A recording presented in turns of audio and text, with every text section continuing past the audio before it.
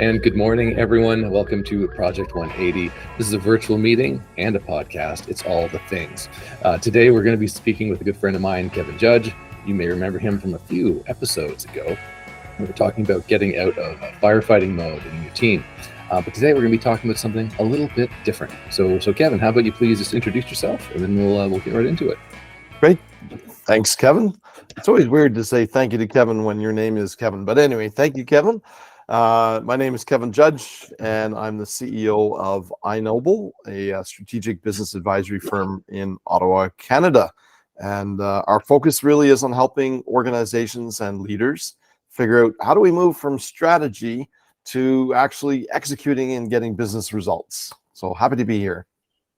That's awesome, and thanks for the intro. And just again, a quick reminder for anybody who's on this call recording with us: if you have a question, please just type it in, or you can raise your hand, and we'll try and incorporate that as soon as we can too. Now, the topic we want to talk about today, I'm just referring to my notes to make sure I've got it exactly right. You sent me this great stat. Okay, so it's that 58% of workers spend less than 20 hours a week on valuable work. Which is, and I don't mean to be a jerk about it, but that's a great stat that a consultant would throw at you to say, hey, well, you really need my help. But I want to say, like, I've certainly experienced some of this myself in my years of working, but I'm curious of the source on that and what kind of work you would consider to be valuable. Let's just get a couple of definitions out of the way. Yeah, absolutely. And you know what? You're 100% correct. It is definitely a stat that a consultant or a service provider would put out there to say, hey, come use my work. So it's from a company called QuickBase. Yep. I'm not 100% familiar with QuickBase, other than they tend to help organizations with managing their data. And so I have to interpret that statistic with a little bit of bias. But what I find really interesting is if you take that and then just apply it to, well, does that make sense in organizations? Does that stand up to most organizations? So when I look at, okay, well, what do we mean by valuable work? And I think actually, if I quote the stats very specifically, they say meaningful, but I changed the word meaningful to valuable because people get stuck on, well, who's it meaningful for? Is it meaningful for me as an employee, or is it meaningful for the organization? So the stat I have that supports this is that of those people that were surveyed, they spend less than 20 hours a week on work that moves key projects along, that delights customers and delivers value, right? So they're doing stuff for greater than 20 hours a week. And if we dig down into what is that stuff that they're doing, it's looking for information, talking to different people, compiling data from different data sets, et cetera, right? We all know all the things that can waste our day away. Right. But to be clear, and sorry to cut you off. Yeah. But to be clear, this isn't like your Facebook time that we're talking about, right? This isn't break time. This is like you're searching for things. You're just ineffectively trying to connect with people to get that piece of data you need. That kind of work is what is kind of that extra 20 hours, right? In your 40-hour week, you've got 20. That's roughly, yep, good to go, working towards a specific goal, and the other 20 is still supportive, but not necessarily efficient. Yeah, exactly, right? Like yesterday, I was meeting with a bunch of executives, and one of them said, hey, sometimes we're the roadblock, right? So in order to get things done, do you have to go through 3 different people to get approvals? Is there sign off? Are things manual versus automated, et cetera, right? Those are the things. Cat videos, sure, those get in the way. But I don't think that's what this survey was focusing on. Well, that'd be a whole other survey, I guess. And yeah, different intent. But interesting. And I mean, I've certainly seen in my whole career, like there's always a block somewhere, and folks might start spinning their wheels, waiting for something to happen, whether it's an approval.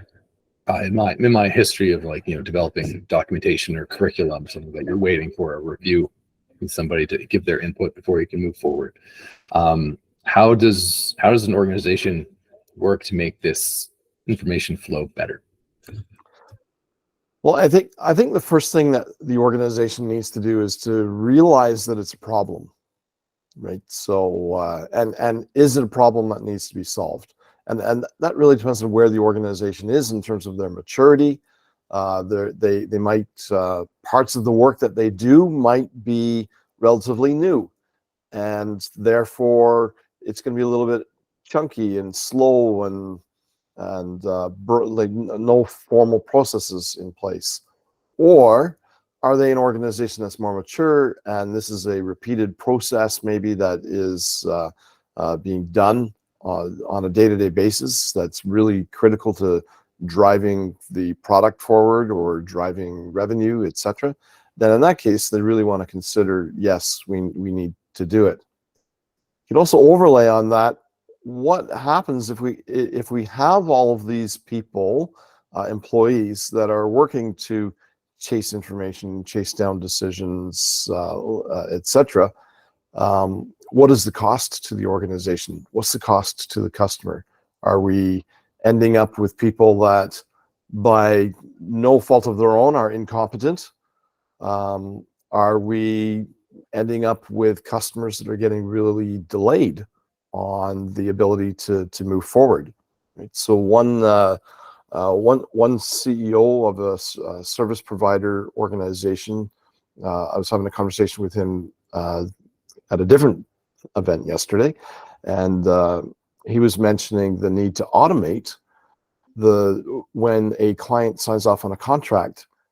So there's the administrative side of contracts and payments and all of that, but there's also another team that needs to know, hey, this client has signed off on the contract, so we now need to start working on the onboarding process or start working on fixing the bug that they're now paying us to fix, right? Whatever that is, right? So I'll think about how you can automate those. I don't think I answered your question, but it's okay. We'll go wherever we want to go. It's our thing. It's a Kevin show. We can do what we want.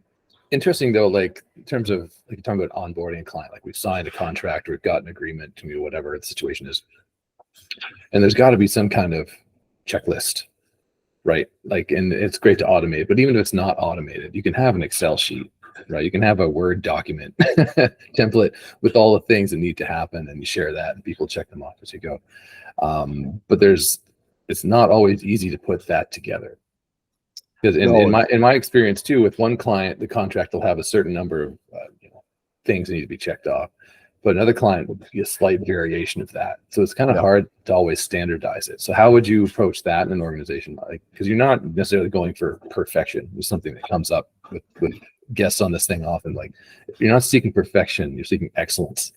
Exactly, right? You're not trying to make it the perfect system, but you're trying to make it better than it is. So how do you maybe approach that with your team and say, look, we really need to get this working better? Yeah, you've reminded me of my favorite quote, and that's sometimes good enough is.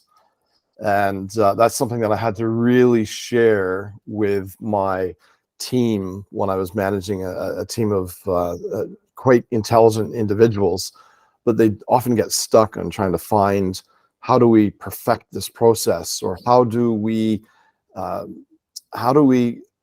capture rules that will cover every possibility that's out there.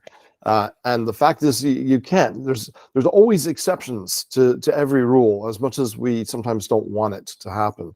So I think what we need to do is really look at what is the process most of the time, and leave room for a human intelligence to be able to step in and say, okay, hold on, we've got an exception. We need to think about this and figure out, what do we do? Do we accept do we accept the exception, or do we reject it? And then what do we do? So right there is one of the challenges with AI, where AI is very good if everything is going to fit the model, but if something doesn't fit the model, you then have now what?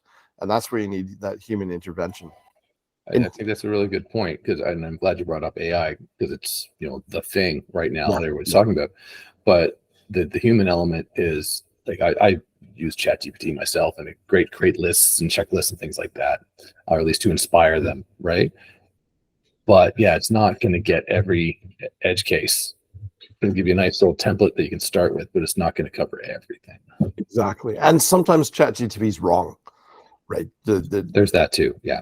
Right. I haven't tested this theory, but somebody told me to type in a mathematical question, a complex mathematical question, 3 or 4 different times into ChatGPT, and you'll find that you don't always get the same answer.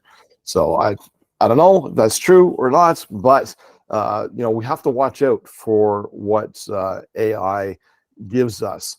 But if we think outside the scope of just ChatGPT, a lovely tool, I've asked my ChatGPT to name itself, and I forget what her name is. But anyways, I was going to say it has to be Kevin. It has to be. No, it's not Kevin. No, right? But so now okay. ChatGPT is a part-time employee on my organization, right? But there are other systems or AI interfaces that can help organizations. One of the ones that came up yesterday was if we think about the supply chain, right? So you can use, there's lots of issues with supply chain right now with the Panama Canal, Suez Canal, and pirates and drought and reduced shipping, transfers, etc. So there's a huge problem with supply chain that impacts organizations.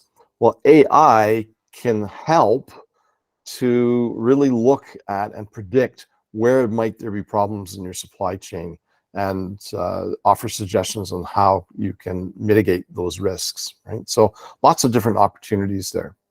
Now, you did ask, Kevin, about how do you actually come up with this checklist that how do you kind of, because one of the things you said at the beginning is you have to recognize that there's a challenge. Mm-hmm.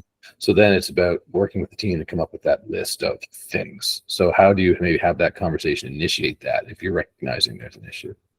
Yeah, so there's a bunch of different ways that you can do it. One of my favorite old-fashioned ways is just to get all of the interested parties in a room with a massive whiteboard, sticky notes, etc., and say, okay, let's lay out the process, and just start mapping out, hey, here, step 1, this is what happens, and how do we get to the end of that process, and then capturing that. But there's also technology that you can use to do the same thing, where you can actually record somebody going through a process and look at what are all the steps that are involved. So I'll say that another option is, instead of having a tool do that, you can actually have a person do that. So I'll give you an example here.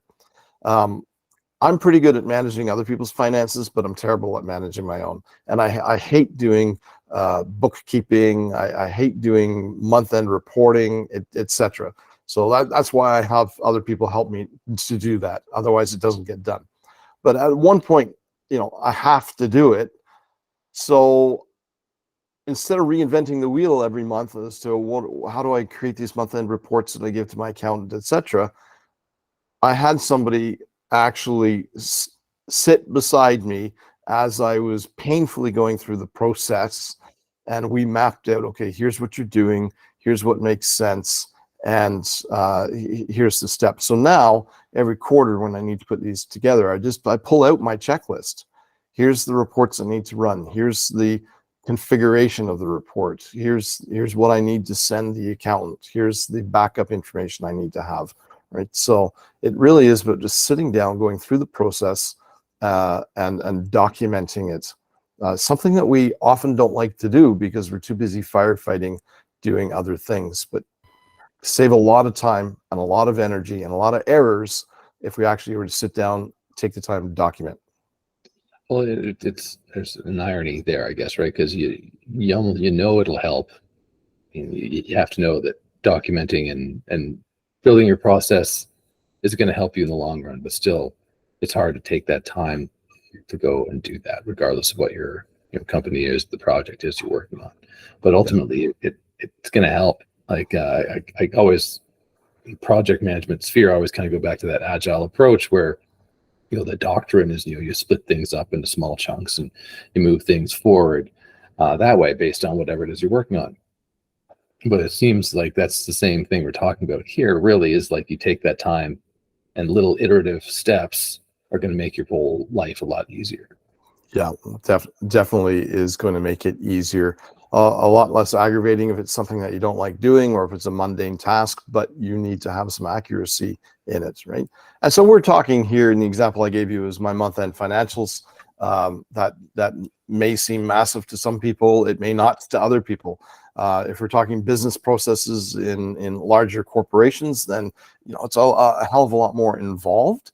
But you can scale the documentation to the level of what it is that you're working on.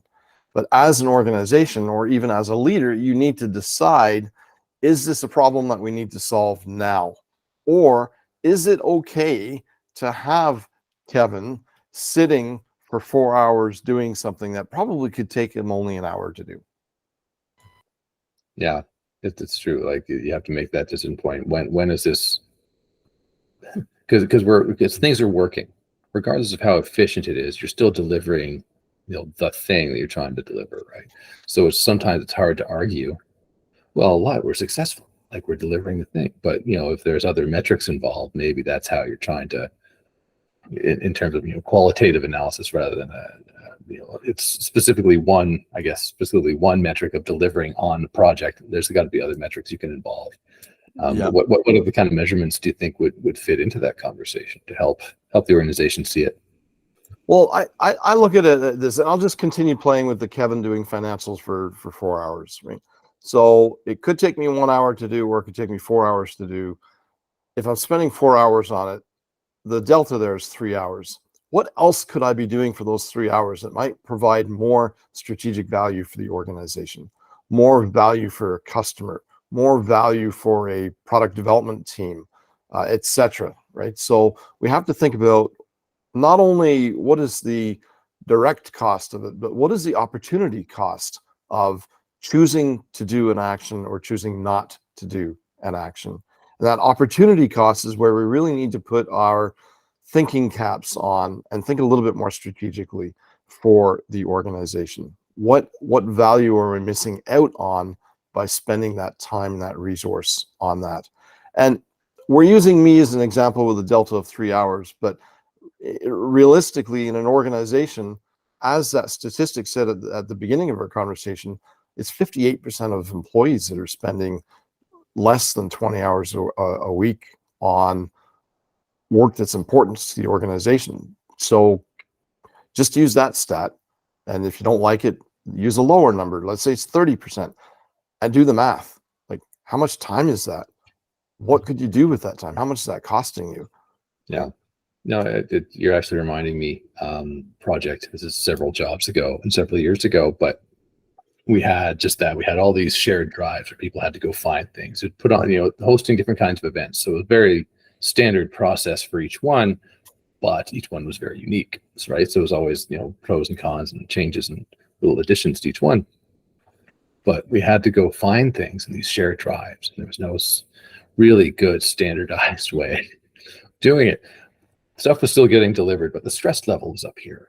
So there's a metric, right? Like, as you've got to have, this thing delivered by Tuesday, and if it's Monday night and you're still scrambling because you can't find stuff that you need, boom, your stress level's off the roof.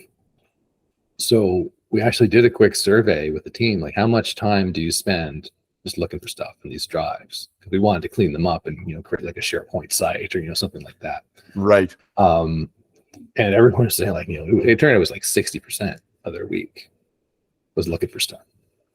Right. And you show that to the boss and like, oh my God, we had SharePoint a week later, right? We had the license. So when we started building this whole information management strategy and blah, blah, blah. So you can certainly see impact on day-to-day work, but from a project level, so from a team level, it seems pretty obvious. This is a great way to make things more efficient, make people happier. But on a project level, an individual project level, and also just make things go a lot smoother generally if you can document these kind of processes. Oh, definitely. And that documentation is really, really important. especially if you're trying to get resources that you don't already have. So you've reminded me of an example. This goes way back, but when I first started my career, jokingly 5,000 years ago, I had a really slow computer. And the work that I needed to do, I would do a bunch of work, and then I'd have to wait for the computer to think about what I was doing and generate an answer. And it was frustrating for me. So that led to a reduced morale, reduced engagement, boredom, etc. You don't want your employees having that. But so I was sitting there waiting, and I asked my boss for a computer, and he said, "Hey, we can't afford a computer for you." So I went back and put my thinking cap on, and I started recording over a week how much time I actually sat at my computer, twiddling my thumbs, waiting for it, and applied that time to how much I was making. And I went back to my boss and said, "Hey, by the way, I forget what the number was, but by the way, it's costing you X for me to have this slow computer, or you could spend $1,000 and get me a faster one, and you could save some money. It's up to you." I got a computer really fast. Well, and maybe that's a great way to kind of wrap this part of the conversation, because I think it really comes down to showing the value, right? Like you're demonstrating, in that case, it's perfect because you're demonstrating your value as an employee compared to what value you could be providing. You're showing a couple different scenarios and giving them the option to pick. That's right. Which is like it's like what you do with your kids, right? It's like, well, we can go to Disney, or you can buy 10,000 Pokemon cards. Like, which would you rather do? And they'll tend to make the right choice or whatever if given the options. Yeah, Not that all management are children. I don't mean to say that. They chose Pokemon cards, didn't they? Probably, yeah.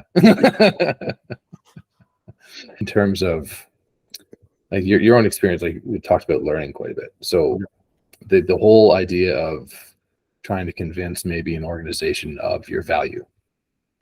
And so I think you alluded to that in terms of, we're not just training in the training department. We're like, we're corporate knowledge. We're actually helping the bottom line of the organization. We're doing all these kinds of things. In terms of project management, I find the same response sometimes. I mean, not can't brush everybody or color everybody with the same brush, but certainly, you're just the admin kind of tracking tasks and stuff, when there's so much more to it than that. What would you propose as maybe a way to kind of help advocate, not just for yourself as a person, but for the role in general when you work in this kind of space? It's interesting. I've got two answers for that. One, I'm gonna apply the learning and development perspective to it, but then two, just from the project management perspective. Sometimes you need to make bold statements and really catch people off guard. The example I have for that is I was just hired in an organization to lead up their learning and development function. And I was at a one-day workshop. I wasn't running it. I was an attendee, and they had their executive team there. And there was this discussion in the room about a problem that the organization was having. And somebody said, "Well, all we need to do is have some training and that'll fix it. And aren't we lucky we've got Kevin Judge here? Kevin Judge, what do you think?" Well, this is where I knocked them off their socks, because I stood up and I said, "You know what?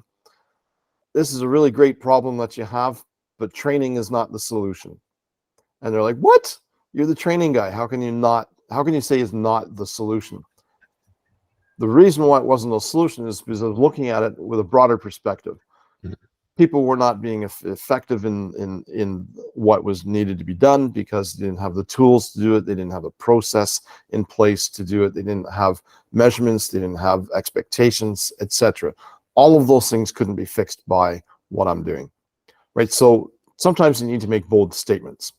Now, when it comes to project management and the work that you do, I have to tell you right now, there's a lot of people that have no clue what you do. They think they know what you do, but they don't really know what you do. They don't know the value that you provide to the organization.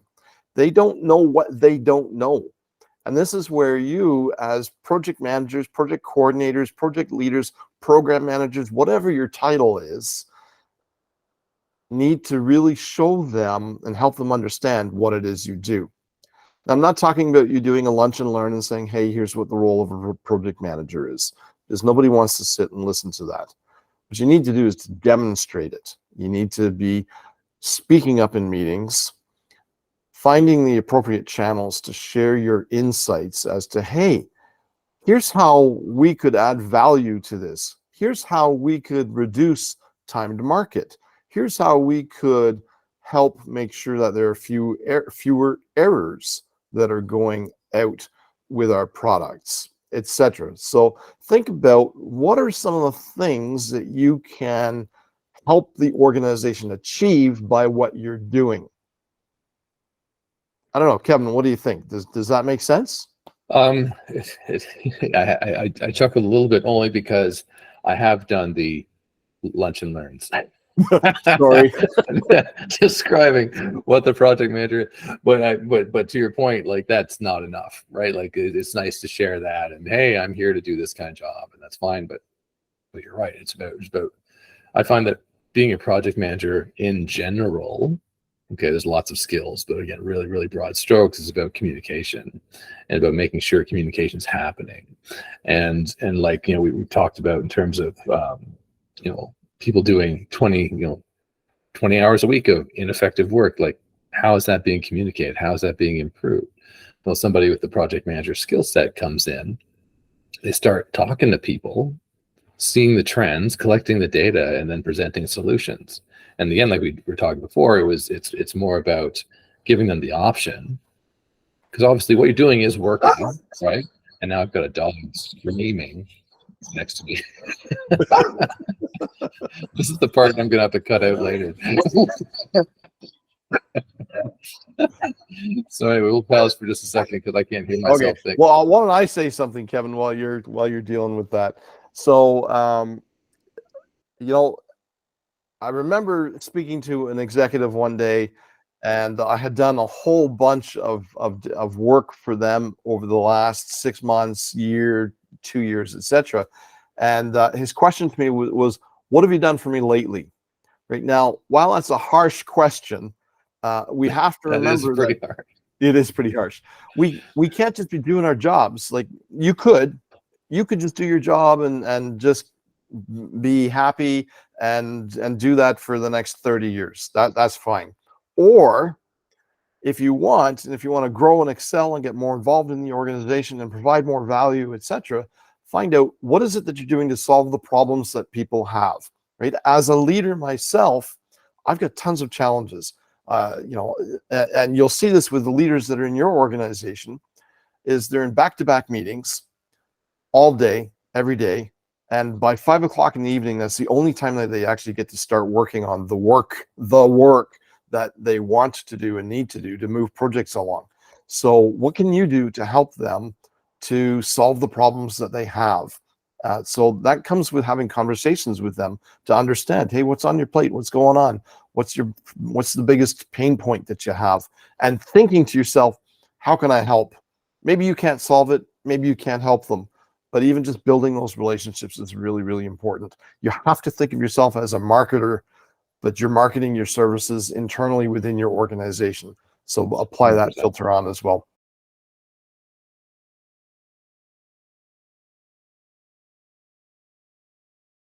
Kevin, do you want to start on that?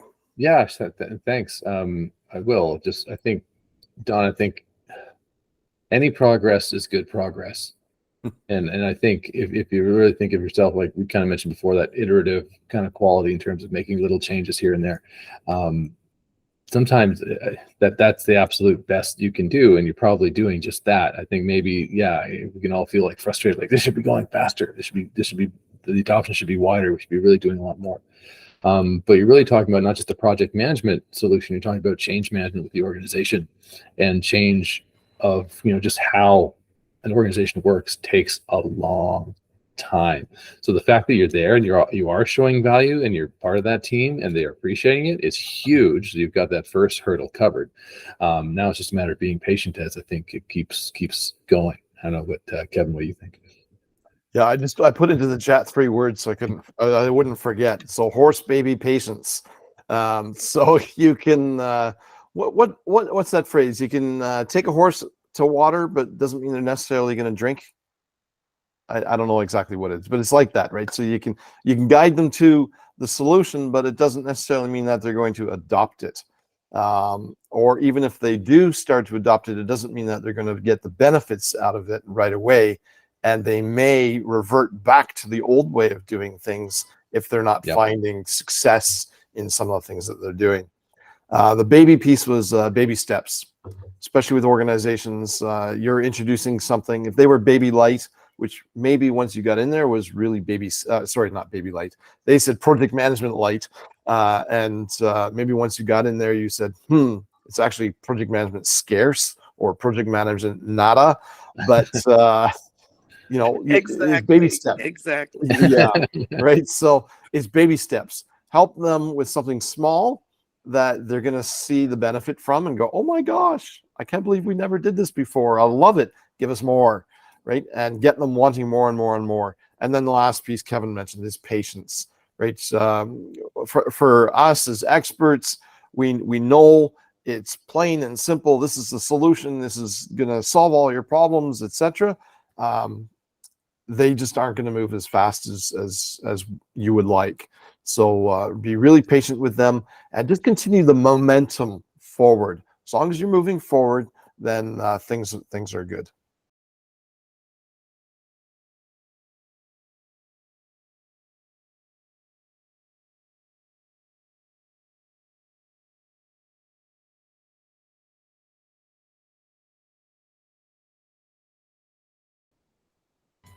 It's a good question. Do you want to try this one first, Kevin? Or anybody else has thoughts, by all means. It's not just the Kevin show, but still a good question. Kevin, if you want to go for it. Actually, Ola put up their hand. Oh, yes, you're right. Ola, did you have an answer or did you have another question? Yes, I believe when you get into a project, especially as a project manager, as a newbie, I will use my example years ago when I started. Being bold means you must be creative. Now, you don't need to be creative and trying to think something new. Look at the existing plan or structure you already have on ground. Looking, how can you do it better? That's one. Two, in doing it better, what are the little things we can, I can bring on board, and how will I communicate this idea to the team, which is very, very key. I usually say this as a project manager, 90% of your work is communication. You must be able to communicate effectively to your team. This is what I want. And I have some kind of tricks I use around that. If you are meeting a new project team for the first time, instead of you discussing the project for the first 15 minutes, learn about the team, what have they been doing individually, try to use some techniques and ask them some questions. So once this is key, you are able to assign roles to them based on their strength. So I think these are things you need to understand. Then leadership is key. I would encourage you to just develop your leadership skill set as a project manager. You must, at times you don't have answers to all, but always learn to be emotionally available. You may not have answers to things, but emotionally you must be available. So I think those are just my own viewpoint about that. Points. Wow. In terms of being just available as on the human level, I think is huge. I think you're absolutely right. You have to make human connections with people on a team, and you make friends that way, but you can make great colleagues that way and great partners that way. In terms of being bold, and advocates too, Kevin. Yeah. Your question, Sheng, about how to be bold day to day. I just want to make sure that you're not going into meetings like, "Oh, this is what we're going to do." Like that's the worst thing that you could do, right? Is to go into meetings like that. But I think we all understand that. But being bold is being able to just advocate for yourself and stand up for your ideas and to accept when you're either voted down, which is okay, or if you just turns out that you're wrong. I mean, that's okay too. Part of it is failing, right? Having a team try something, it doesn't work. Okay, we'll try something else. And that's all part of the communication and having good rapport with that team as well. Is that you have the freedom and the space. Okay, let's try this new project management tool. Let's give it a shot for a month. it stunk. Fine to throw it in the trash and try something else. Yeah. But being bold in with your ideas and being bold with your personality, I think is important. Yeah, I'm reminded, Project Management Symposium in Ottawa, Canada. There was a breakout session where there was this amazing speaker talking. He happens to be hosting this meeting today, so Kevin McGowan was talking. Oh, and stop it! And he shared an example of something that we've both done, which is reaching out to people in your organization that are perhaps your clients. When I did it, it was every manager in the organization. Kevin McGowan, I don't remember who it was that you did that with, but it was reaching out to them just to have a conversation about, hey, what's going on, what's working for you, what's not working for you, and listening to what they say. You don't have to be able to solve their problems, but just listening. It's amazing what people will share with you.